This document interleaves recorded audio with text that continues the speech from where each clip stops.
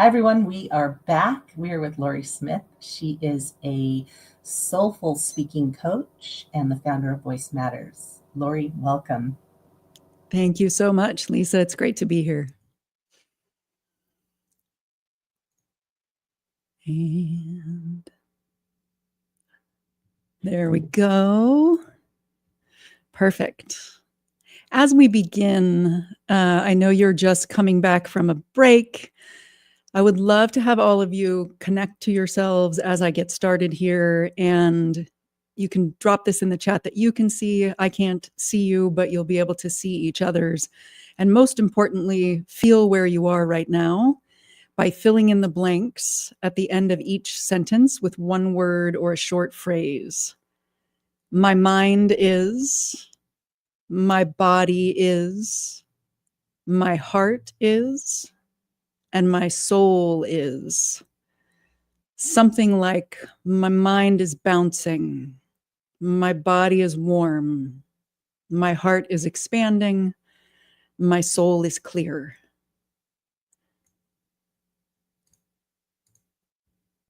Clarissa Pinkola Estes said, "Within every woman, there is a wild and natural creature, a powerful force filled with good instincts, passionate creativity, and ageless knowing." In other words, we are all born with a charisma, also known as a 1 in 8 billion radiance, as unique as our fingerprint. Unfortunately, we've been conditioned to suppress that force, to hide that knowing, to tame ourselves and bury that radiance beneath masks and veils and armor and shoulds and should nots. Don't be too big, don't be too much, don't take up too much space, don't be too emotional. And emotions, energy, prana, chi, energy and motion, and presence, charisma, radiance go hand in hand. What it's going to take to create meaningful change in the world is not for us to show up as who we were told we should be, as who we were tamed into. It's going to take showing up as the powerful, intuitive, creative force that we actually are.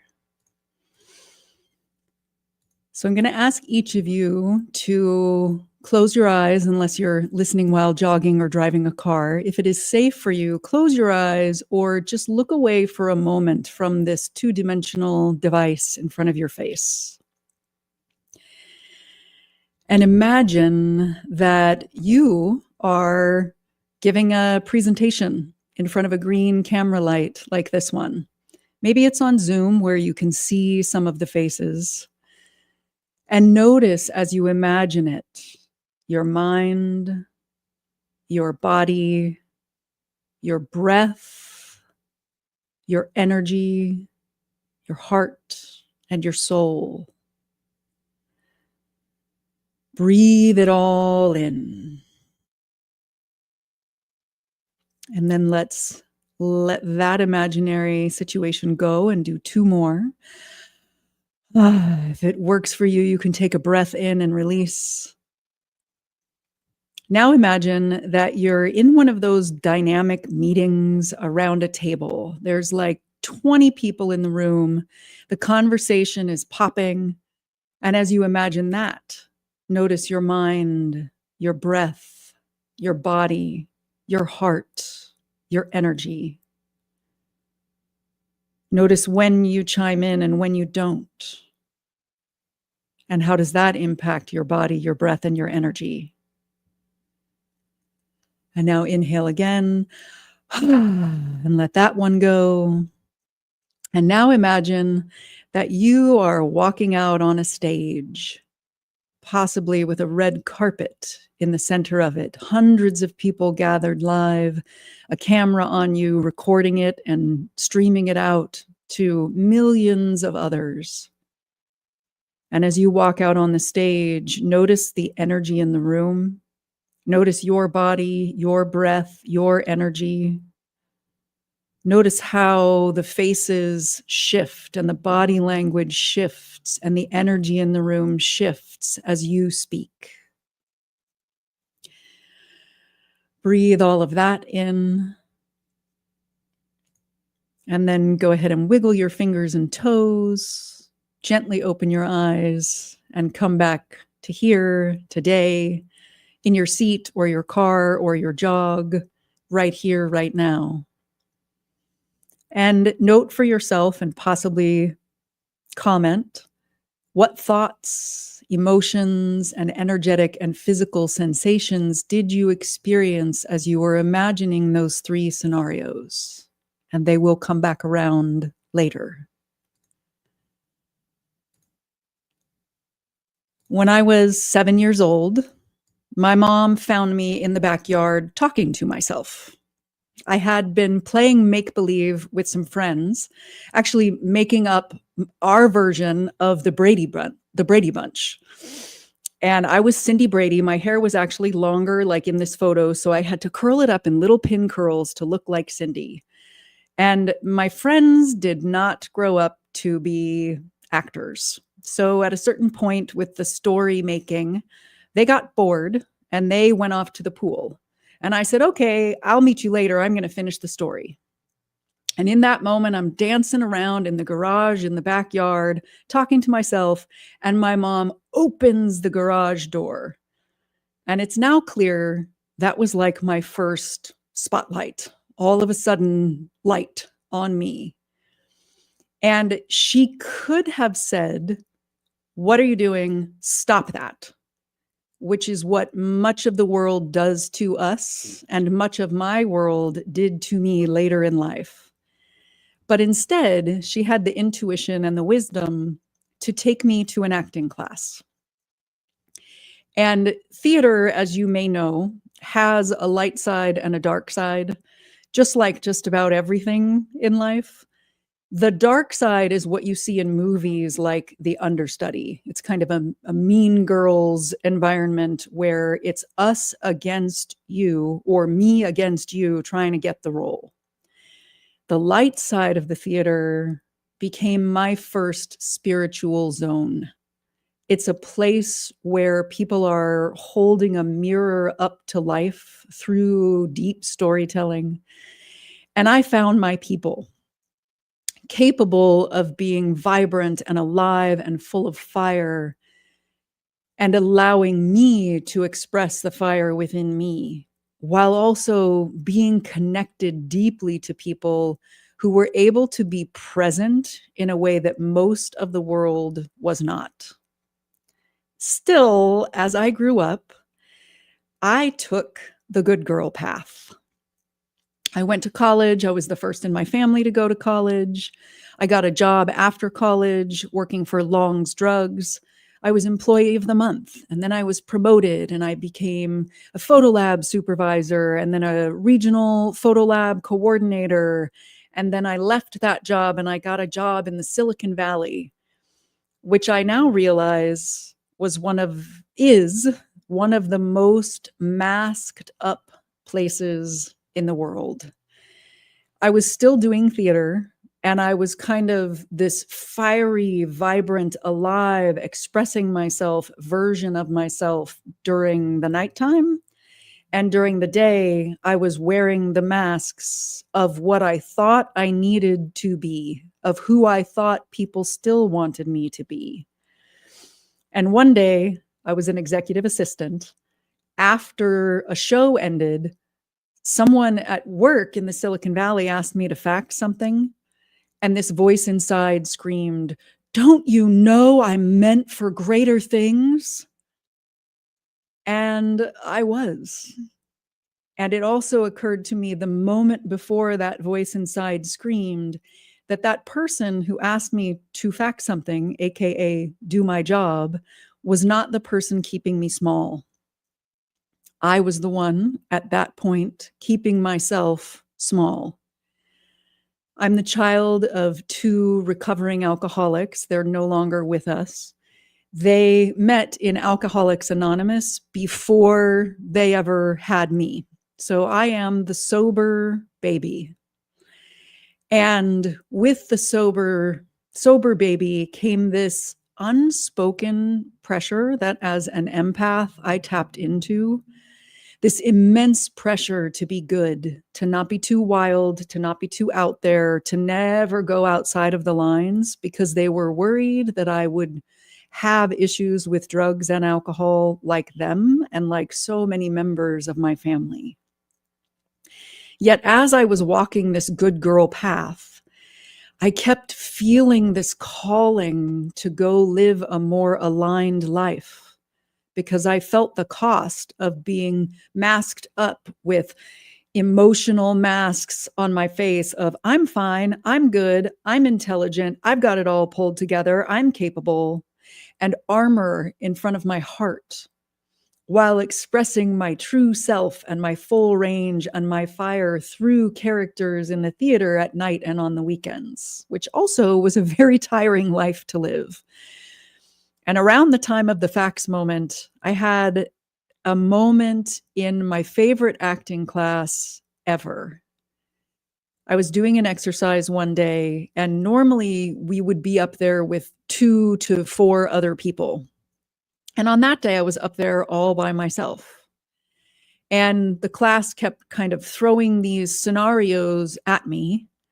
And I kept putting on the masks and the armor in between these little vignettes, protecting my heart, locking my jaw tension. And eventually, my acting instructor, Richard, stopped the exercise and he said, whatever it is you're doing in between the vignettes, I don't know if you're pulling yourself together or something, stop doing it. Just be where you are and let everything flow. And I responded, I'm not that comfortable having everyone's eyes on me. And he took off his glasses, as he so often did with me when I wasn't quite getting something. And he said, then you've picked a strange set of careers for yourself. You're an actor, a teacher, a leader, a speaker.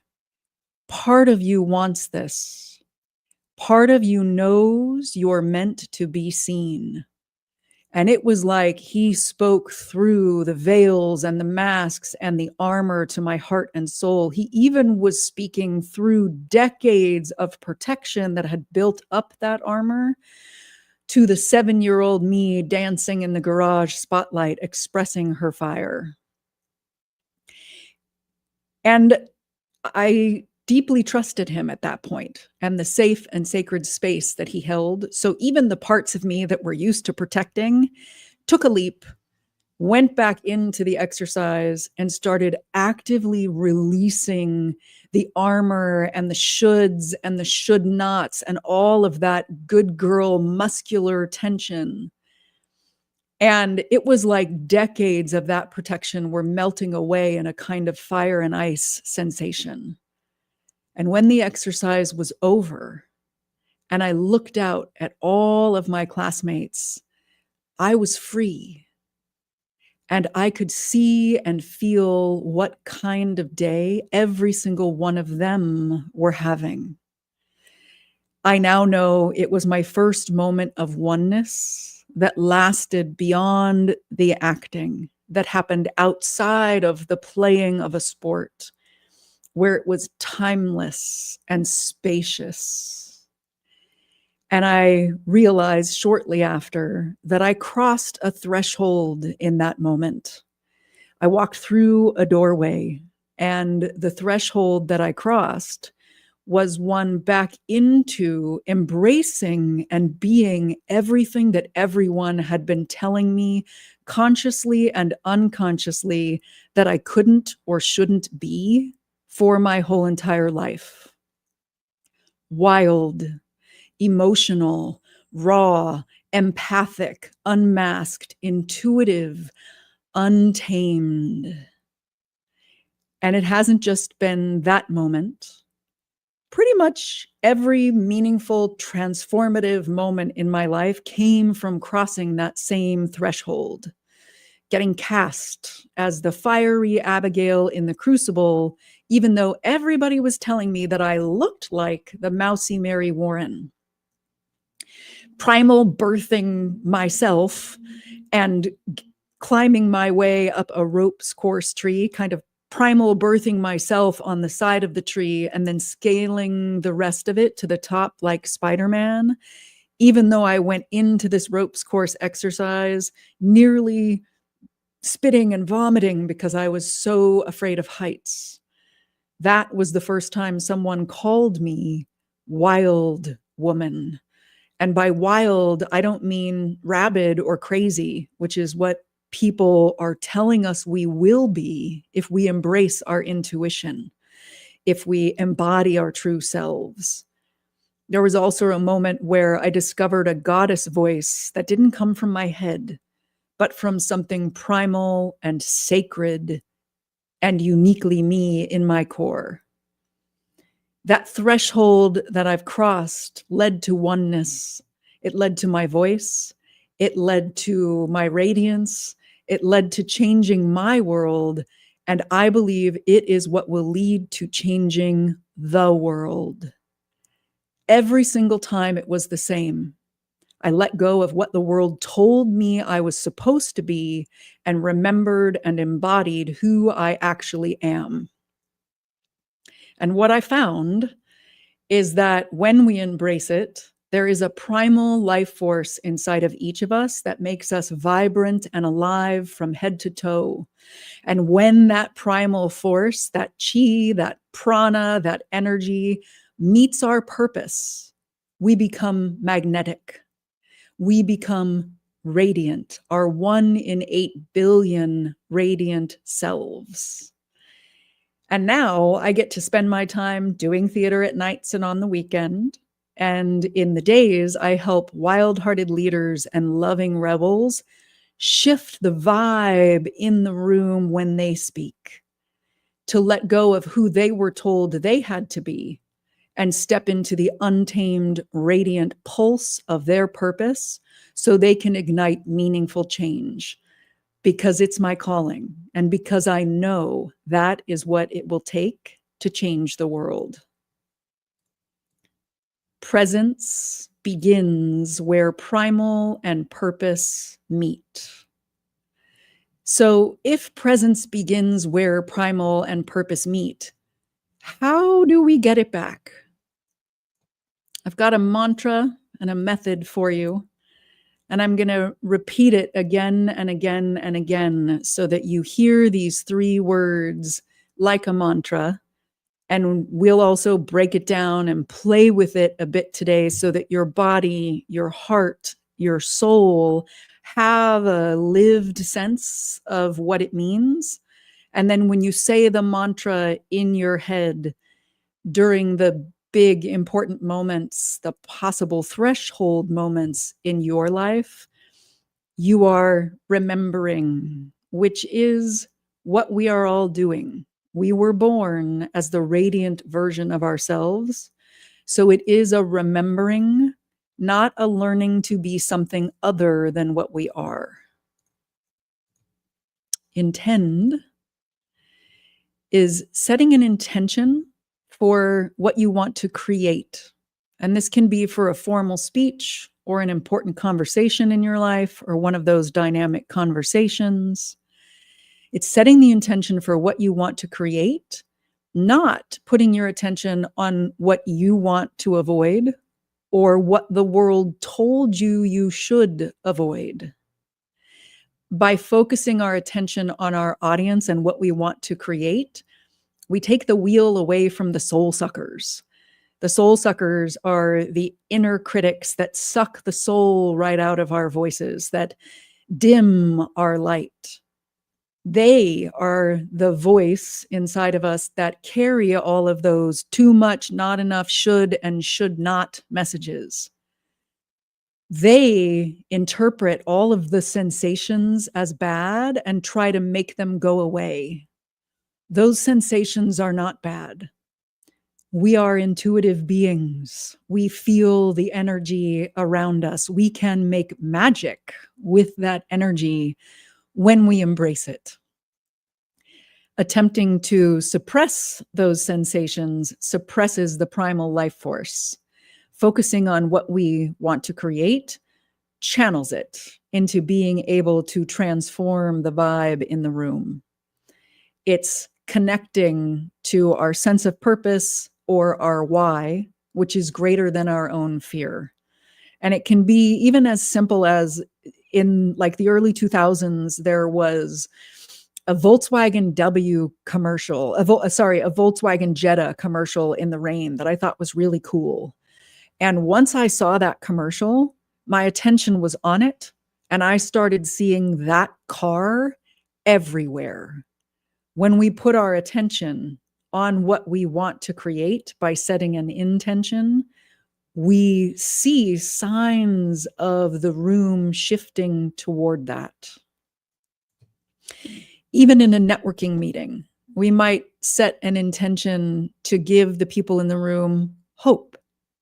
And when we introduce ourselves in 60 seconds, they can go from feeling frustrated or lost to feeling a glimmer of hope in 60 seconds. Intend, align, invite. Align is aligning our body, our breath, and our energy for our fullest expression, our soul's expression.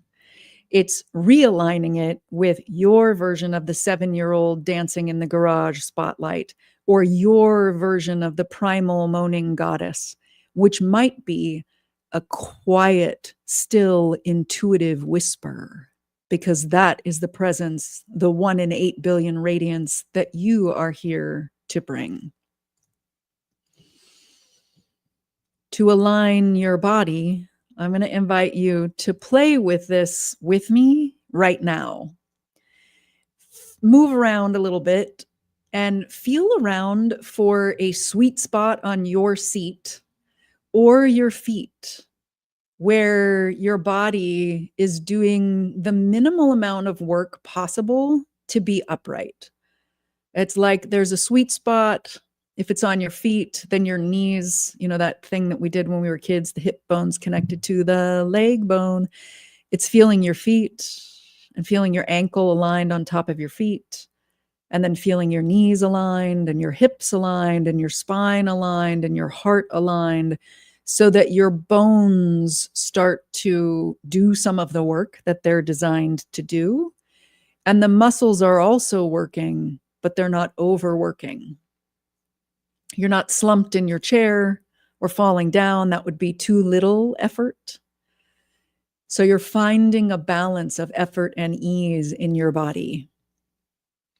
And then also open your heart. Even imagine that you have a second mouth in your heart area, and you're breathing in all of the vibrant energy from the world around you. And then as you exhale, you are sending the energy of you back out from your heart and your mouth to the rest of the world. And notice your vision. Are you seeing what's in front of you and also seeing your peripheral vision, so that you are connected and also open to what's around you? To align your breath, give yourself the gift of a deeper, more nourishing breath. And then use that breath to support the sound of your voice and embrace moments of silence. And I'm going to do a demonstration here and also ask me, even though you may be sitting in your car alone, sitting with a cup of tea on your couch alone, to hear and feel this when I do it, and then also play with it and hear and feel it in your own body. So we're going to say our favorite desserts a few times. The first time, we are not going to nourish our body with breath. We're going to kind of exhale it all and then say dark chocolate. Now you try it. Exhale all of your air. Say your favorite dessert. Feel how it resonates. And now inhale and exhale real quickly, kind of spitting out the air, and then say your favorite dessert. dark chocolate. Now, we're going to nourish our bodies with breath and then use that breath to support the sound of our voices. Inhale, dark chocolate.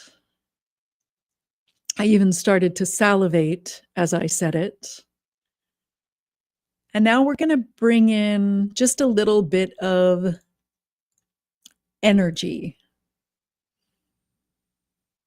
Notice when you nourish your body with breath and you say dark chocolate, how that felt. And now to align our energy, feel your energy flowing. Feel it, allow it, invite it, without fighting it or suppressing it or trying to go around it or letting the part of you that says that energy is dangerous or rabid. Feel the energy flowing. Give yourself permission to be seen and heard and felt. And now imagine that in addition to your physical arms, you have energetic arms, and you can hug the room in the energy of the intention that you set. Imagine that it's hope. And then inhale dark chocolate and say your favorite dessert while nourishing your body with breath and hugging the room with your energetic arms. Notice how that sounds. Notice how that feels in your body. Notice how my voice sounds different and how that strikes your body.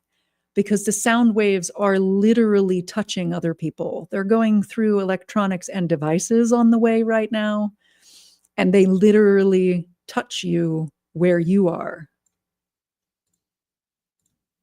Intend, align, invite. Invite is listening to your audiences, your witnesses, nonverbals. So when you can see them on Zoom, or you are in person in a dynamic meeting, or you're even one-on-one with someone, even when you are the one speaking, it's noticing their facial expressions, listening to their body, feeling the vibe in the room. So right now, I only have my intuition. I can't see your faces. I'm trusting my intuition and feeling the vibe in the room speak as I'm talking. And in order to do that, I really do need to let go of the good girl that everyone told me I should be and embrace the fullness of who I am, who senses energy. Listen to the nonverbals like the VW bug. Look for signs of your intention coming to life in others. And an interesting paradox, non-paradox, is when you go to speak somewhere, you will often be met at first with at least 30% to 70% of the room being the opposite of the energetic or emotional intention that you brought. Because those people need you. They need your magic. They need your 1 in 8 billion radiant presence in order to transform. So they're going to often show up as the opposite. Some of them just when hearing that you're going to give a talk somewhere will already be leaning in and having more hope before you even speak. Look for signs of the shift toward even more of the vibe that you're holding the room in. Moment by moment, breath by breath, silence by silence. Intend, align, invite. And now I'm going to ask you to close your eyes one more time. And let's do another couple of deep breaths, sighing out or even making sounds.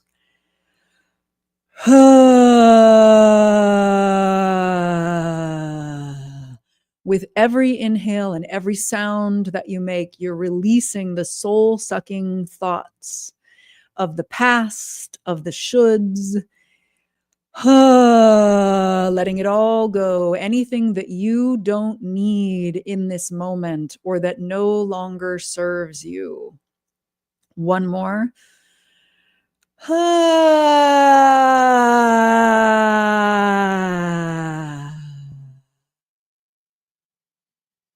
And now notice, with your eyes closed or looking away from the device, your body, your breath, your energy,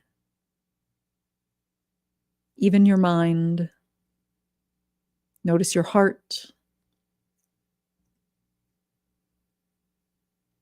Bring your awareness to your physical body. Notice your seat in your chair or your feet on the floor. Or you could even move and lie down on your back. Feel yourself releasing any of the effort, the armor, the masks, the gunky energy from the past.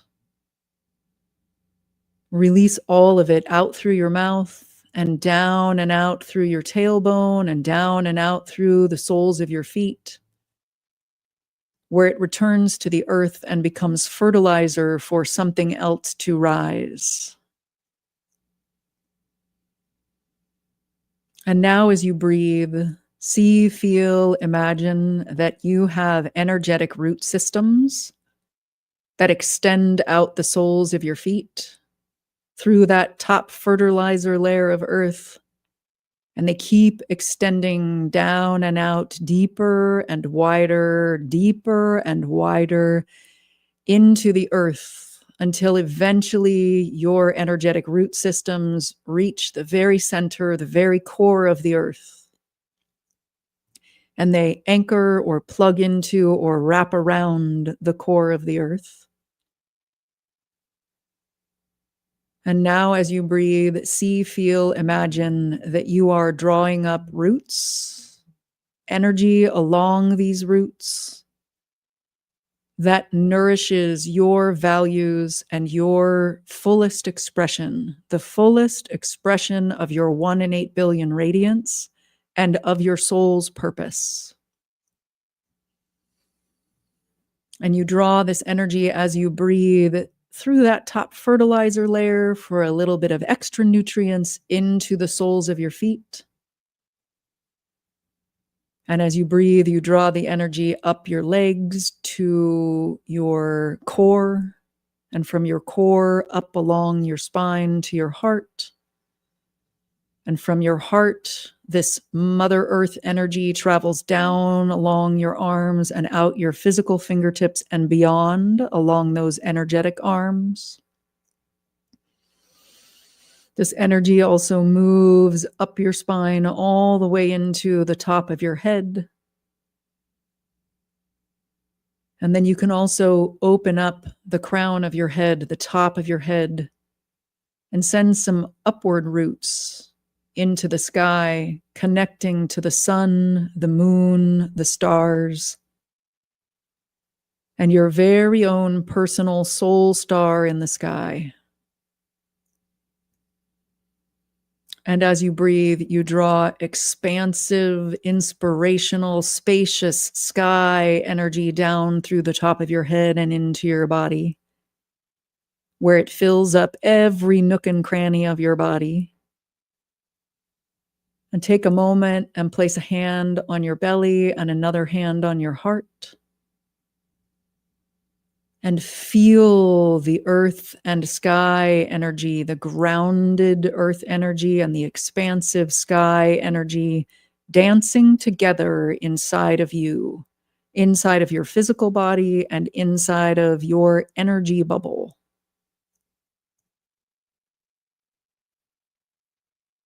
And then take a moment and call in an ally, someone real or imagined, someone that you know intimately or you've admired from afar, someone living, currently walking the earth, or even someone who has passed on.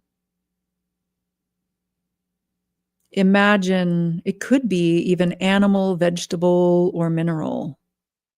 And then invite this entity to send some extra energy, the kind of energy that reminds you who you really are, to your heart, and then through your heart into the space that you're hugging. And set an intention for the vibe that you would like to create for the rest of your day today.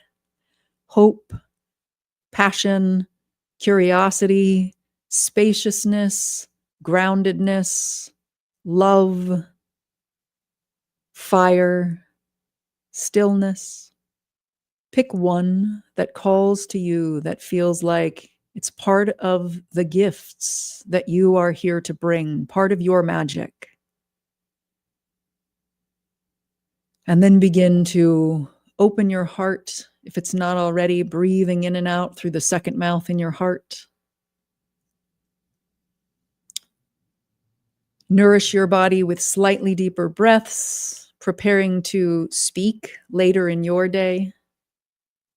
And wrap your energetic arms around your physical space and around our virtual space. There is room for all of us when we all hug the space with the energy of our intention. We create a kind of harmony, like instruments in a band, where we're not just letting the global band, the drums play louder, but the string section, the wind section, all of the instruments are playing full out. Drums being drums, violins being violins, and from there, harmony is created. And now, with this energy, intending, aligning your body, your breath, and your energy, and imagining, inviting, step back into the three different circumstances. Walk out onto the TED Talk stage with the red carpet. See, feel the lights in your eyes. See the faces and how they're shifting as you speak. See the body language. Notice what you're saying and how you're saying it. Notice your body, your breath, your energy. And inhale and exhale. And we'll move on to the green light video presentation on Zoom. Notice how the faces shift. Notice yourself with a balance of effort and ease in your body. Notice your breath flowing, hugging your physical room and wrapping up that virtual room in your energy. And now imagine the meeting with 20 other people around a table. The conversation is popping, the energy is flowing. Notice when you're chiming in and what you're saying. Notice the energy shifting. Breathe it all in.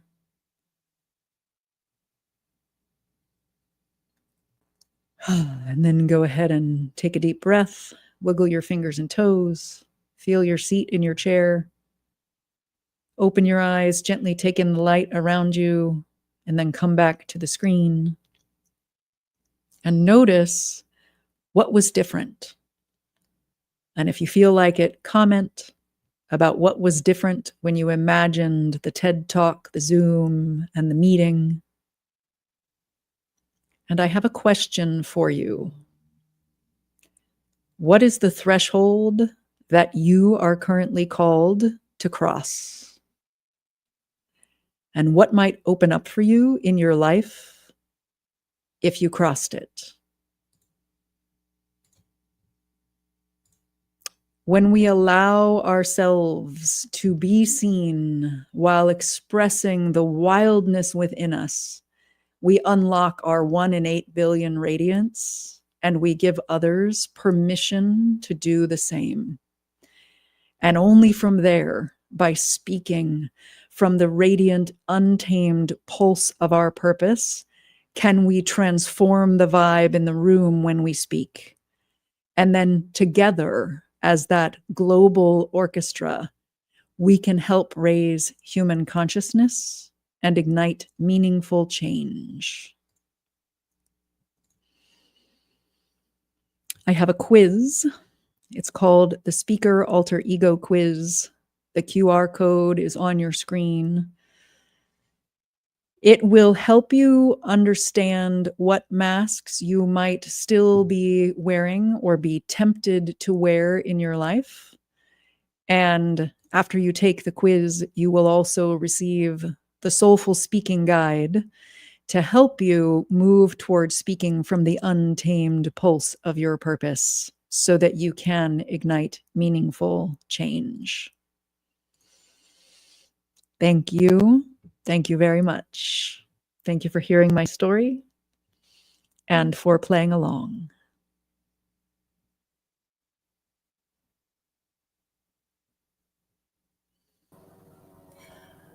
Hello, welcome back.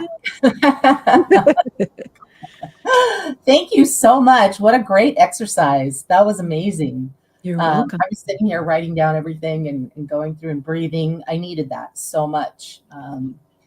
And the beginning, you said, here we go. Mind, body, heart, soul, right? Those four things. Yeah. Mind is busy. That was where I was. My body is tired. My heart is worried. And my soul is ready. Those were my four things. Yeah. So thank you for taking me through that exercise and taking all of us through that exercise. Somebody said, what a great experience. And then another person said they love your hair. Oh, thank you so much for both. I did get my hair trimmed just yesterday, so it's been styled by her. Thank you. Fantastic. Lauri is going to be joining us tonight on our leadership panel. We'll be back at 4:00 for that panel. But otherwise, Lauri, thank you so much for taking us on that journey. And I really think you should record meditation because I was sitting here as I was going through the exercise, I was like, I would love to fall asleep to your voice. Like a nice, sleep meditation was lovely. Thank you. Yeah, thank you so much for being here.